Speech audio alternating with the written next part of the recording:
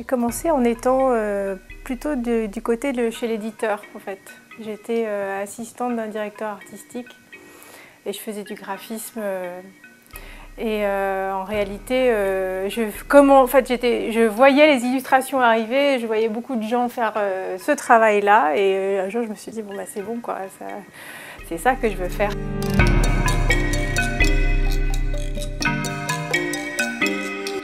C'est un peu schizophrénique comme truc, il faut penser image en pensant texte, sans se redire, sans être redondant, etc. Je mélange des choses qui normalement ne se mélangent pas ensemble, je fais des collages, la peinture.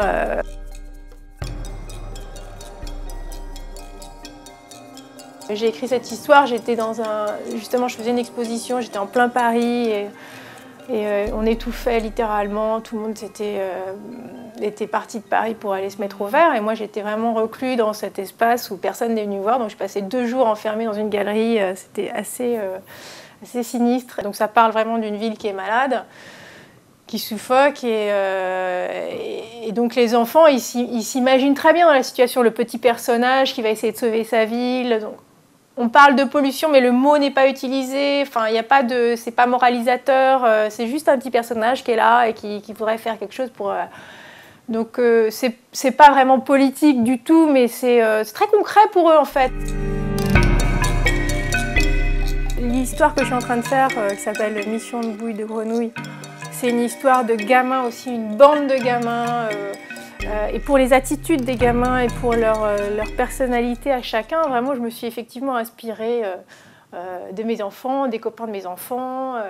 C'est l'histoire d'une petite dame qui habite au 4e étage d'un immeuble où il y a 4 enfants de familles différentes. Et ces 4 enfants forment une petite bande.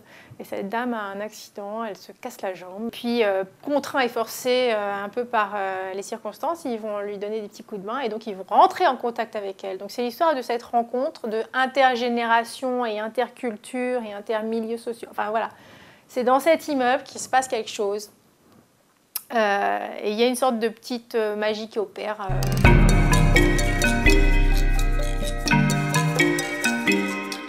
J'aimerais bien que les parents prennent du plaisir, soit dans l'image, parce qu'il y a des choses dans l'image qui vont toucher un enfant et moins le parent. La matière, par exemple, c'est typiquement un truc que les parents préfèrent. Après, le narratif de l'image, c'est plus les enfants qui...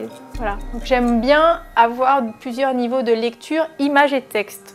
Je ne sais pas si j'y arrive vraiment, mais...